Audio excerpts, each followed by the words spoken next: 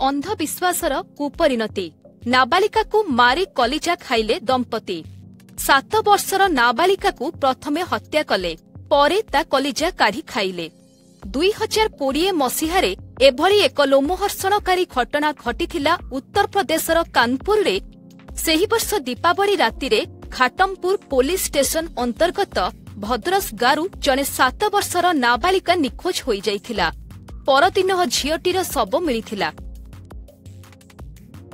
Postal रो किसान विकास पत्र योजनारू भल फायदा उठाई परिबे।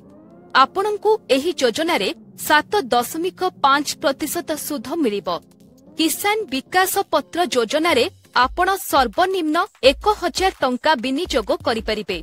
सर्वाधिक विनियोगर कोनोसी सीमा रखा जाई नाही।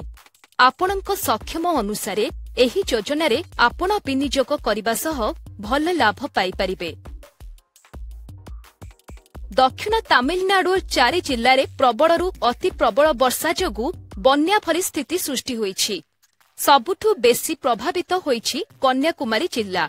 प्रभावित अंचଳରେ एनडीआरएफ टीम मुतयन करा जायछि। एहा सह उद्धार कार्य पई 4000 पुलिस कर्मचारी को नियोजित करा जायछि। प्रबल वर्षा जोगु विमान और ट्रेन चलाचल प्रभावित होईछि। स्कूल कॉलेज छुट्टी घोषणा करा जायछि। वाराणसी रे काशी तामिल संगमम्र उद्घाटन करिसंती प्रधानमंत्री नरेंद्र मोदी। एही अवसर रे से कहिसंती विश्वर अन्य देशरे राष्ट्र एक राजनैतिक संज्ञा किंतु एकमात्र भारत देश आध्यात्मिक आस्थारे राष्ट्र भावे गठित होईछि। देशर एमुंडरू सेमुंड जाए गस्त करी आदि शंकराचार्य और रामानुजंक परि संत भारतरे नवजागरण सृष्टि करिथिले।